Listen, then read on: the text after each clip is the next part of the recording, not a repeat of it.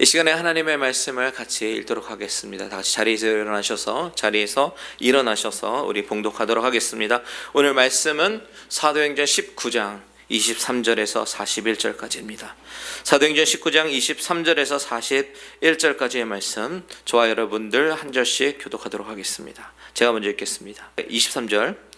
그때쯤 되어 이 도로 말미암아 적지 않은 소동이 있었으니 즉 데메드리오라 하는 어떤 은장색이 은으로 아데미의 신상 모형을 만들어 직공들에게 적지 않은 벌이를 하게 하더니 그가 그 직공들과 그러한 영업하는 자들을 모아 이르되 여러분도 알거니와 우리의 풍족한 생활이 이 생업에 있는데 이 바울이 에베소뿐 아니라 거의 전 아시아를 통하여 수많은 사람을 권유하여 말하되 사람의 손으로 만든 것들은 신이 아니라 하니 이는 그대들도 보고 들은 것이라.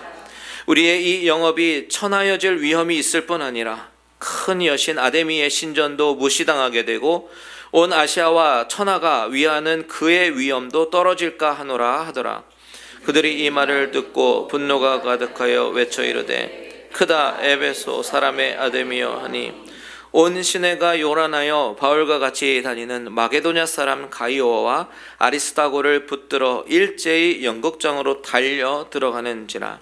바울이 백성 가운데로 들어가고자 하나 제자들이 말리고 또 아시아 관리 중에 바울의 친구된 어떤 이들이 그에게 통지하여 연극장에 들어가지 말라 권하더라. 그들이 외쳐 어떤 이는 이런 말을 어떤 이는 저런 말을 하니 모인 무리가 분란하여 태반이나 어찌하여 모였는지 알지 못하더라. 유대인들이 무리 가운데서 알렉산더를 권하여 앞으로 밀어내니 알렉산더가 손짓하며 백성에게 변명하려 하나 그들은 그가 유대인인 줄 알고 다 한 소리로 외쳐 이르되 그가 에베소 사람의 아데미여 하기를 2시간이나 하더니 서기장이 무리를 진정시키고 이르되 에베소 사람들아 에베소시가 큰 아데미와 제우스에게서 내려온 우상의 신전지기가 된 줄을 누가 알지 못하겠느냐. 이 일이 그렇다 않다 할 수 없으니 너희가 가만히 있어서 무엇이든지 경솔히 아니하여야 하리라. 신전의 물건을 도둑질하지도 아니하였고 우리 여신을 비방하지도 아니한 이 사람들을 너희가 붙잡아 왔으니 만일 데메드리오와 그와 함께 있는 직공들이 누구에게 고발할 것이 있으면 재판날도 있고 총독들도 있으니 피차 고소할 것이요 만일 그 외에 무엇을 원하면 정식으로 민회에서 결정할지라. 오늘 아무 까닭도 없는 이 일에 우리가 소요사건으로 책망받을 위험이 있고 우리는 이 불법 집회에 관하여 보고할 자료가 없다 하고 같이요 이에 그 모임을 흩어지게 하니라. 아멘. 자리에 앉으시고 잠시 기도합니다. 하나님 아버지, 이 시간에 하나님께서 하나님의 음성을 우리 심령 가운데 들려주시옵소서. 이 말씀을 통해서 하나님께서 우리에게 전달하시고자 하는 메시지 우리 심령 가운데 듣고 또한 그 메시지대로 반응하며 살아가는 귀한 우리의 믿음의 식구들 되게 하여 주시옵소서. 예수님의 이름으로 기도합니다.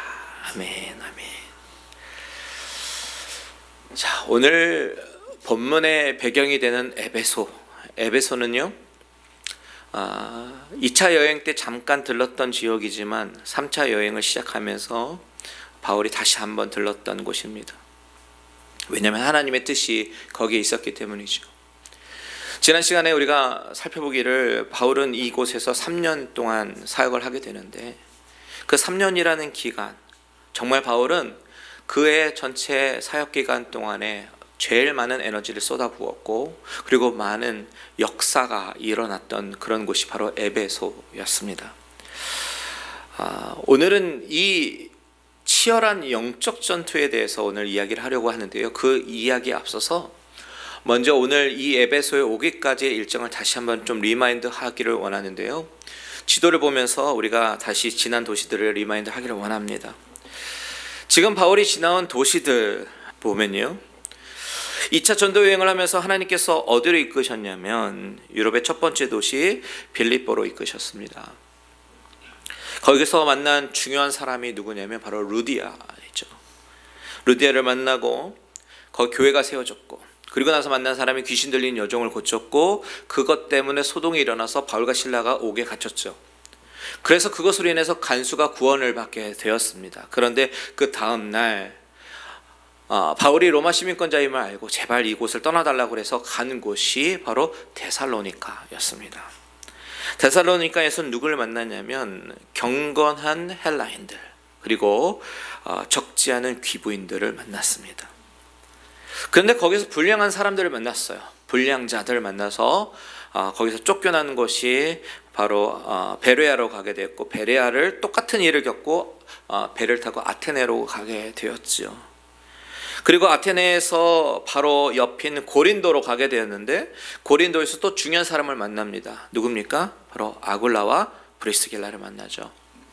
아굴라와 브리스길라를 만나서 그들과 동역을 시작하게 되었고, 그들과 함께 많은 열매들을 맺어가는 중에 바울은 고린도를 떠나서 이제 안디옥, 다시 자기를 파송한 안디옥으로 가기로 결정하면서 그곳에서 사역하다가 이제 겐그레아에서 머리를 깎고 안디옥으로 돌아가는 길에 들른 곳이 어디예요? 바로 에베소였습니다.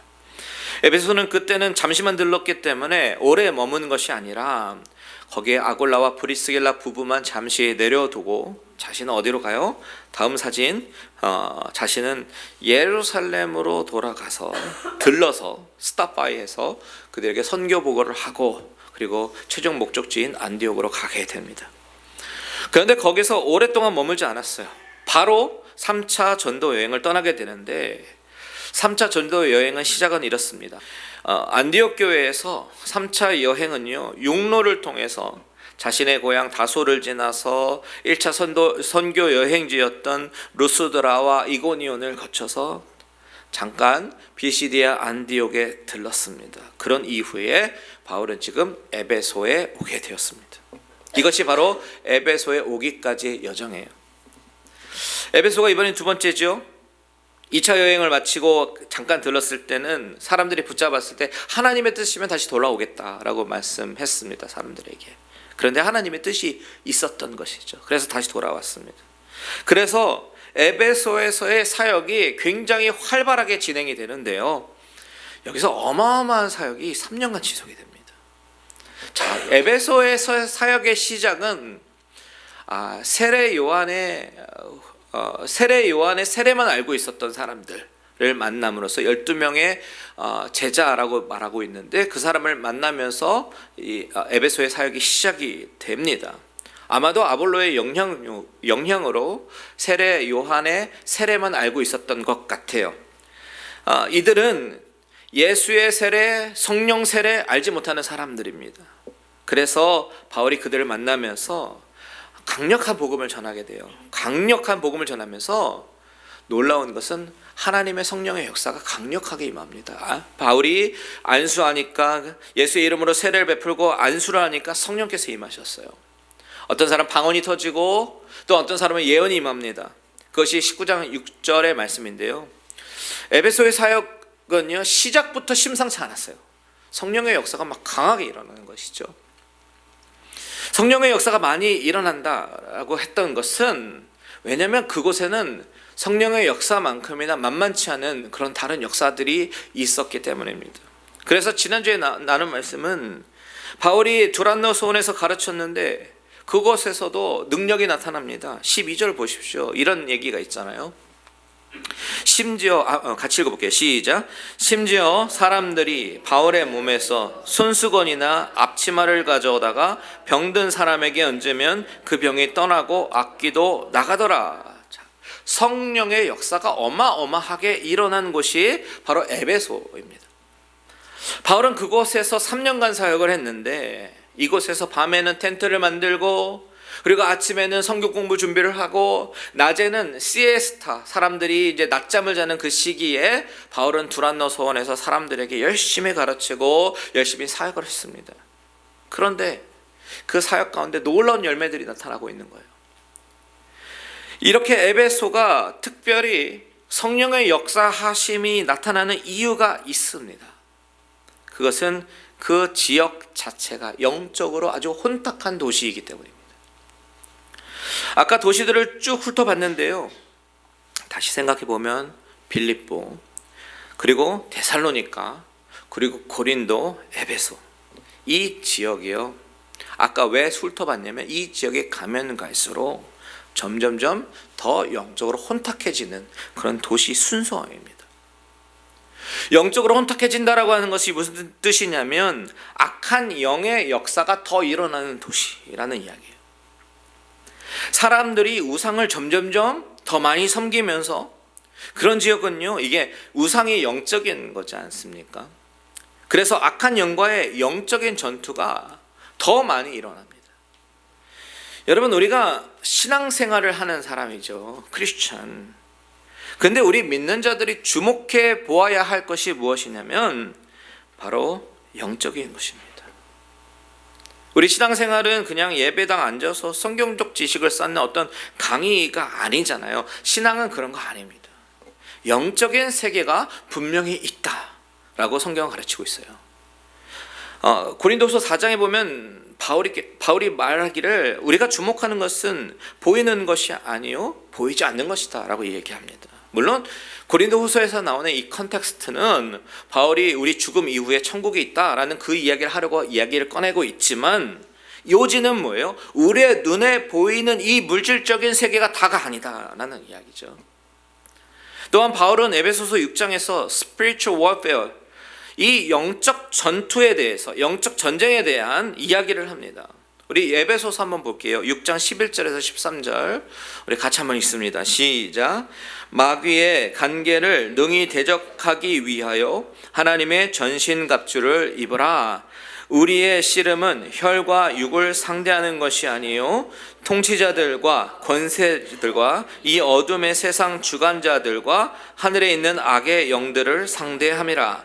그러므로 하나님의 전신갑주를 취하라. 이는 악한 날에 너희가 능히 대적하고 모든 일을 행한 후에 서기 위함이라. 바울이 우리의 씨름은 혈과 육에 대한 것이 아니래요. 눈에 보이는 물질 세계가 아니라 어둠의 세상 주관자, 하늘에 있는 악한 영들을 상대함이라. 이것이 바로 spiritual warfare, 영적 전쟁에 관한 이야기입니다. 오늘 본문에 지금 바울이 에베소에 있잖아요. 그런데 왜 이렇게 나중에 감옥에 갇혔을 때 에베소 성도들을 향해서 다시 한번 편지를 쓸 때에 이런 영적인 전쟁에 대해서 강력하게 다시 한번 편지를 쓰는가? 그 이유가 있습니다. 그것이 바로 오늘 본문을 이해하는 데 아주 도움이 돼요. 지난주 본문에서 바울이 두란노 소원에서 가르칠 때 많은 영적인 일들, 즉 성령의 역사가 많이 있었잖아요. 병이 떠나갔고 악기가 떠나갔습니다. 뿐만 아니라 동시에 악한 영들도 얼마나 강하게 역사했는지, 어떤 사람들이 바울을 좀 흉내해 보려고 바울이 전파하는 예수를 의지해서, 바울이 전파하는 예수를 의지해서 자신도 영적인 능력을 좀 과시해 보려고 했는데 15절 16절에 보니까 어떤 이야기가 나와요. 악기가 대답하여 이르되 내가 예수도 알고 바울도 알거니와 너희는 누구냐 하며 악기 들린 사람이 그들에게 뛰어올라 눌러 이기니 그들이 상하여 벗은 몸으로 그 집에서 도망하는지라. 악한 영들도 만만치 않게 역사하는 거예요. 그런데 이런 영적인 일들이 가시적으로, 즉 눈에 보이는 형식으로 막 역사가 일어나니까 사람들이 이제 영적인 경각심을 갖는 거죠. 바울이 전한 복음 메시지, 그리고 이런 영적인 경각심, 그러니까 믿는 사람들이 와서 자복하고 회개하고, 또 마술을 행하던 사람들은 어떻게 했습니까? 자신들이 그 마술책들을 다 불살라버립니다. 스스로 그 책만 은 5만이라고 얘기합니다. 어마어마한 양이죠. 마술을 행하던 사람들, 이 사람들이 그렇게 많았다는 이야기는 무엇을 반증하는 것입니까? 그만큼 도시 전체가 헛된 일을 추구하면서 행하는 사람들이 많았는데, 그것은 이 사람들이 얼마나 영적인 기가를 갖고 있었는지를 보여주는 장면이에요. 그렇다면 우리의 질문이 무엇이에요? 아니 도대체 이 도시가 어떤 도시길래 이렇게 악한 영의 역사도 심하고, 또 그것과 더불어 싸우는 바울을 통해서 나타나는 성령의 역사도 강하게 나타나는가? 우리가 이것을 좀 주목해 봐야 합니다. 우리 오늘 본문 23절과 24절 같이 한번 읽겠습니다. 시작. 그때쯤 되어 이 도로 말미암아 적지 않은 소동이 있었으니 즉 데메드리오라 하는 어떤 은장색이 은으로 아데미의 신상 모형을 만들어 직공들에게 적지 않은 벌이를 하게 하더니. 자, 여기서 우리는 데메드리오라는 이 사람과 그리고 아데미의 신상이라는 이 두 단어를 주목해 봐야 합니다. 이것이 에베소의 분위기를 대변해 주는 거예요. 데메드리오 누구냐면 오늘 본문에 은장색이라고 소개되는데요. 단어 그대로 뜻은 은을 가지고 세공하는 은세공업자를 가르치는 겁니다. 자, 본문에서 소개하고 있는 데메드리오는 은으로 아데미 신상 모형을 만드는 사람이라고 소개하고 있죠. 아데미는 그리스 신화에 등장하는 아르테미스라는 여신이에요. 아르테미스 여신이 등장하는 그리스 신화를 보면요, 이 여신은 사실 전사적 이미지가 있는 여신이에요. 사냥의 여신. 그래서 활을 가지고 사냥하는 여신입니다.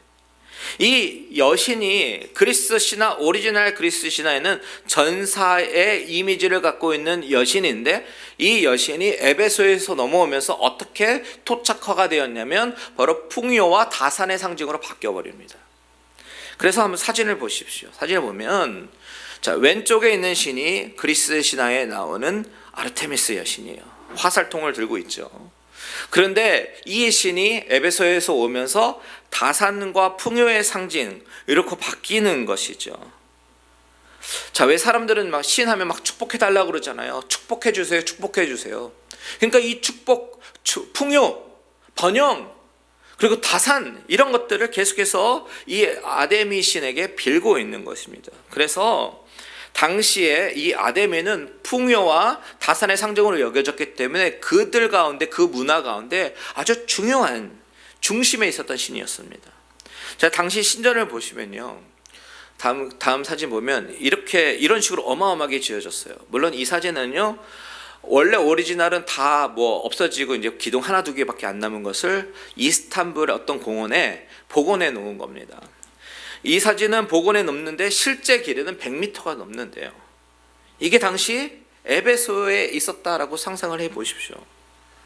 그래서 저 에베소는 저 신전 안에 큰 막 2m가 넘는 아데미 신이 막 이렇게 있고요. 아마 은장색이 했으니까 뭐 은으로 번쩍번쩍 거렸을 수도 있겠습니다. 그런데 그렇게 종교의 그 에베소뿐만 아니라 그 지역에 있는 모든 주변 지역에서 사람들이 올 정도로 종교의 중심 지역이 되는 것입니다. 아데미 신 때문에. 자, 본문에 나오는 이 데메드리오가요, 은장색이 이 은으로 아데미 신상을 만들어요. 큰 것도 만들고 작은 것도 만듭니다. 작은 것 만들어서 이제 가정에 갖다 놓으려고 하겠죠. 그런데 이것을 혼자 만드는 것이 아니라 길드 같은 어떤 조합을, 노동조합을 만들어서 직공들과 함께 만듭니다. 그런데 그 벌이가 상당했습니다. 24절에도 나오잖아요. 아데미의 신상 모형을 만들어 직공들에게 어떤 벌이요? 적지 않은 벌이라고 얘기합니다. 상당했습니다. 직공들을 거느리고 그리고 그 조합의 조합장으로서 명성을 날리던 사람이었다라고 이해하시면 좋을 것 같아요. 그런데 문제가 생겼습니다. 23절 다시 한번 보겠습니다. 시작. 그때쯤 되어 이 도로 말미암아 적지 않은 소동이 있었으니. 자, 적지 않은 소동이 있었다라고 얘기합니다. 무엇 때문에요? 바로 이 도로 말미암아. 도. 이 도라는 것이 무엇이겠습니까?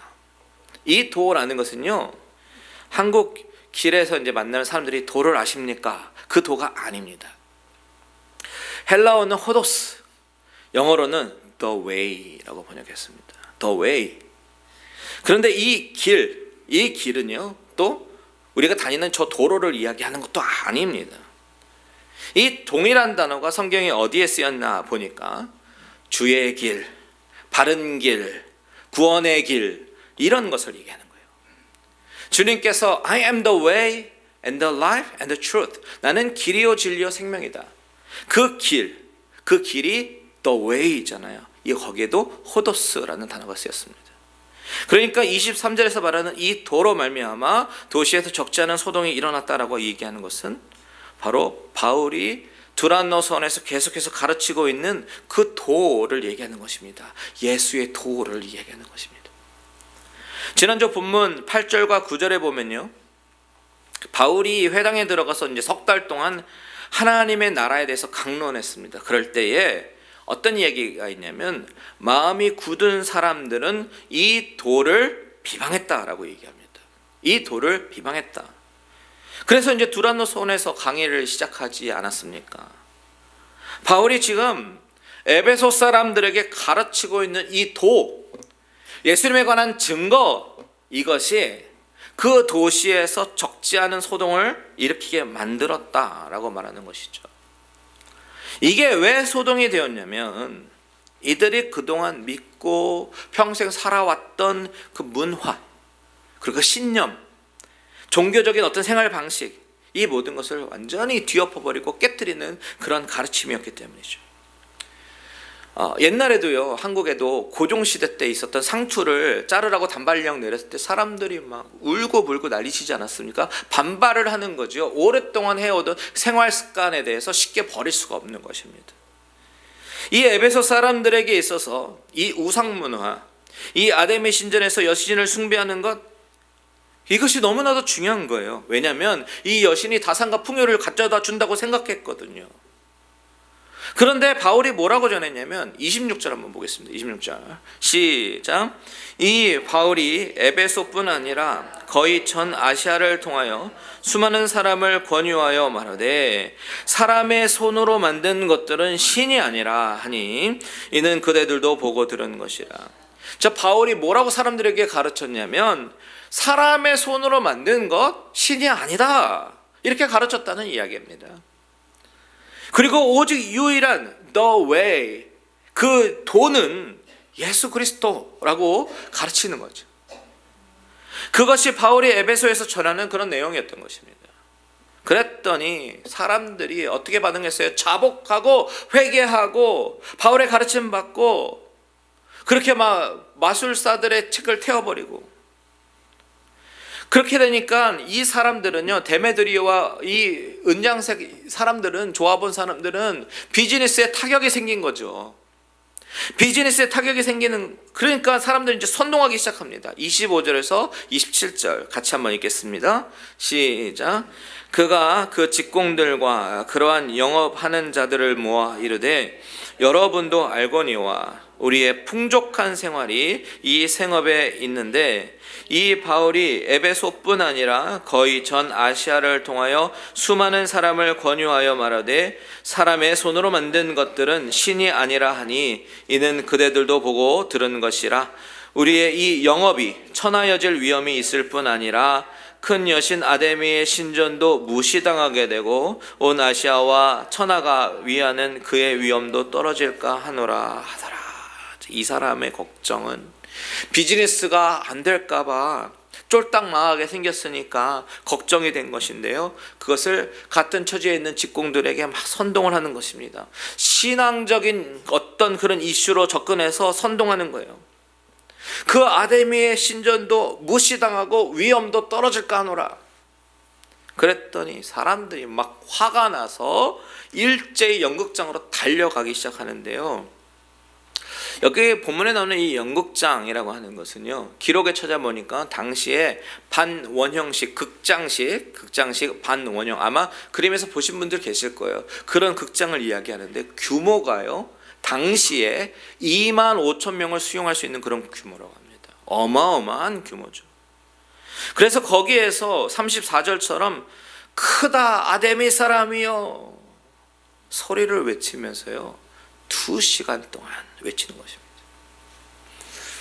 여러분, 이 사람들이 외치고 있는 이 장면은요, 그들의 문화이고 신념이고 종교라고 생각이 들어서 그 사람들은 그 일을 벌이고 있지만, 우리는 이것을 바라보면서 어떤 시각으로 봐야 되냐면 영적인 전쟁으로 보아야 한다는 것입니다.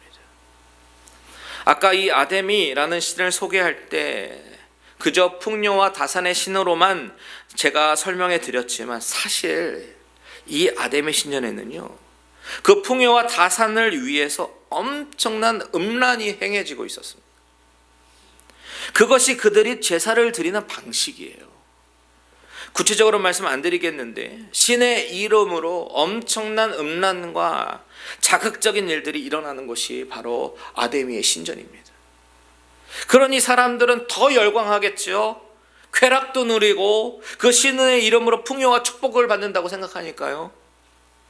그런 정신적인 구조를 갖고 있는 사람들에게 바울이 담대하게 선포하는 것이죠. 사람이 만든 것들은 신이 될 수가 없다.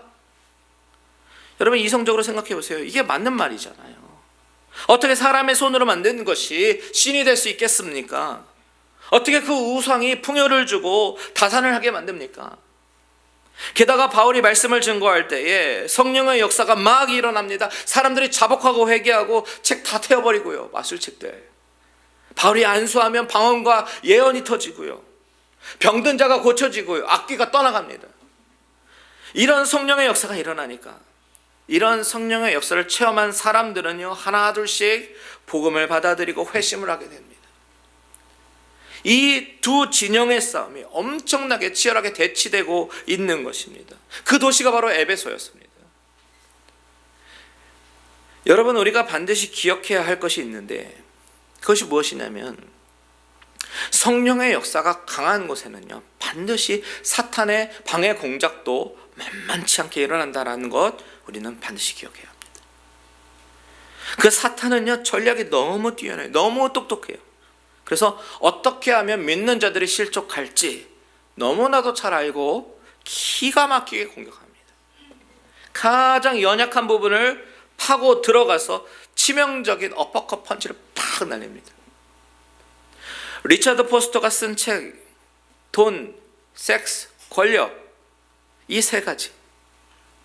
물질에 연약한 자는요, 물질로 넘어지게 하고, 성적인 유혹에 연약한 자는 그것으로 넘어지게 하고요, 권력 유혹이 유난히 있는 사람은 그것으로 넘어지게 합니다. 이것뿐이겠어요? 사탄은 정말 수도 없는 방법으로 믿는 자들을 넘어지게 만들고 실족하게 만들고, 안 믿는 자들은 이 믿음의 진영에 얼씬도 하지 못하게 만들겠죠. 이게 바로요, 진영의 싸움이기 때문에 그렇습니다. 땅 따먹기처럼 내 땅 아니면 상대 땅이 되는 것이죠. 지금 사탄이 에베소 사람들의 영을 꽉 붙잡고 있습니다. 그래서 마술과 같은 허탄한 것으로 마음을 빼앗고 아데미 신전에서 음란한 짓을 하면서 영, 혼, 육 다 빼앗아가고 장악하던 곳이 에베소였습니다. 그런데 바울이 그곳에서 예수의 영을 선포하기 시작하니까, 성령의 역사가 일어나기 시작하니까 막 그 도시가 뒤집히고 소동이 일어나고 역사가 일어나는 것입니다.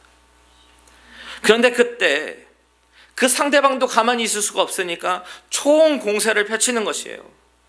데메드리오를 필두로 선동에 대어서, 자 29절에 보면 이런 얘기가 있죠. 29절 같이 있습니다. 시작. 온 시내가 요란하여 바울과 같이 다니는 마게도냐 사람 가이오와 아리스다고를 붙들어 일제히 영국장으로 달려 들어가느니라. 2만 5천 명 수용하는 곳에 사람들이 일제히 달려가는데요, 그곳에서 모여서 뭐라고 외칩니까? 에베소 사람의 아데미요, 에베소 사람의 아데미요. 이 이야기를 2시간이나 외쳤대요. 이 사람들 지금 정신이 하나도 없어요. 자기가 무슨 일을 하고 있는지도 모릅니다. 그러면서 막 선동에 대해서 다 같이 외치는 것입니다. 우리는 여기서 악한 영의 특징을 하나 발견하게 되는데, 그것은 뭐냐면 두소가 없고 혼탁하고 혼란스럽다. 질서가 없습니다. 질서가. 32절 한번 읽을게요. 32절 있습니다. 시작. 사람들이 외쳐 어떤 이는 이런 말을, 어떤 이는 저런 말을 하니 모인 무리 분란하여 태반이나 어찌하여 모였는지 알지 못하고. 사람들이 모였는데 어떤 사람이 이 말하고 저 사람은 저 말하고 막 모인 무리가 분란했대요. 그리고 사람들이 어찌 모였는지 알지 못하더라. 너무나도 알 수 없는 어떤 혼탁한 그런 모습이 보여줘. 근데 그 가운데 우리가 주목해 보아야 될 것은, 이렇게 사람들이 모여서 선동이 되고 막 그러는 가운데 바울은 어떻게 반응하고 있는가? 여러분, 우리 같으면 어떻겠습니까? 같이 그들처럼 대항해서 소리 지르고 맞서고 싸우고 그들을 그렇게 하면 안 된다고 맞고 그럴 것 같은데요, 바울은 그것을 딱 바라보면서 그렇게 막 특별하게 반응하는 것 같지 않습니다. 30절에 보면 그들과 같이 들어가려고 하긴 했어요. 그런데 제자들이 막 말리죠. 가만히 있습니다. 하나님께서 그렇게 이끄시는 거예요. 그러면 막 바울이 특별하게 반응하지 않습니다. 이게 다른 점입니다. 그들을 향해서 어떤 물리적인 공격을 하는 것도 아니고 그들을 향해서 비방하는 것도 아닙니다. 그저 바울이 하는 것은 하나님의 말씀을 그냥 미련스러울 만큼 계속해서 전하고 있어요. 특별히 반응하는 것이 아니라. 여러분, 여기서 우리는 오늘 메시지의 결론에 좀 도달하려고 합니다.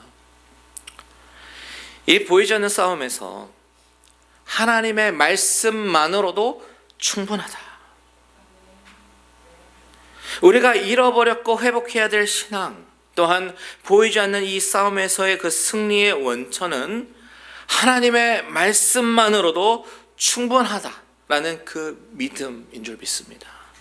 이것이 가장 시급하고도 중요한 문제죠. 20절을 다시 한번 읽을게요. 20절 시작. 이와 같이 주의 말씀이 힘이 있어 흥왕하여 세력을 얻으니라. 아멘, 아멘. 주의 말씀이 힘이 있어요. 주의 말씀 자체에 힘이 있어요. 에스라가 율법책을 읽기만 했는데도 사람들은 눈물을 흘리고 자복하고 회개합니다. 왜요? 말씀 자체에 능력이 있기 때문입니다. 바울은 두란노 소원에서 오직 묵묵하게 하나님 말씀 전하고 가르쳤습니다. 그런데 에베소의 소동은요, 자기들끼리 일어난 것입니다. 바울이 그저 말씀을 전했을 때 그 말씀은 퍼지고 퍼집니다. 말씀을 듣고 변화된 사람이 또 다른 사람에게 전합니다. 그런 식으로 말씀 자체에 능력이 있어서 퍼지는 거지, 바울이 이 데메드리오와 에베소 사람들의 이 소동 사건을 일으킨 장본인은 아닙니다. 여러분, 영적인 전쟁은 바로 말씀 안에 서 있으면 승리하는 줄 믿으시기 바랍니다. 그렇게 되면요, 말씀이 흥왕해지고 하나님이 모든 싸움을 앞서 싸워주시고 승리하게 해주시는 거예요. 오늘 본문 35절 이하에 보면 이제 갑자기 서기장이라는 사람이 나오는데요. 그리고 그 사람이 이 소동을 진정시키고 모임을 흩어지게 하는데, 다음 시간에 조금 더 보겠지만 이 사람 하나님께 쓰임 받는 것입니다. 하나님께서 이 사람을 사용하셔서 그렇게 잠잠케 하시는 겁니다. 바울이 그렇게 앞서서 막 잠잠하게 할 필요도 없어요. 하나님이 스스로 잠잠케 해주셔요. 여러분, 저와 여러분이 해야 될 것은 바로 에베소서 6장에서 나오는 전신갑주입니다. 전신갑주.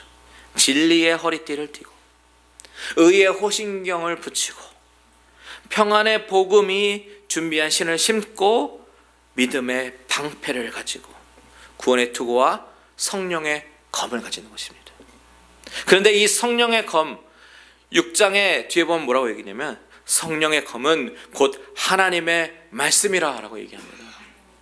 그 말씀이, 하나님의 말씀이 성령의 검이 되어서 상대방을 찌르는 공격적인 무기가 된다라는 것이죠. 사랑하는 우리 성도 여러분, 말씀 위에 굳게 서시기를 바랍니다. 사람의 말에 선동되지 말고 흔들리지 말고 하나님 말씀 위에 굳게 서서 이 보이지 않는 모든 싸움에서 승리하는 저와 여러분들 되시기를 주님의 이름으로 축원드립니다. 아멘.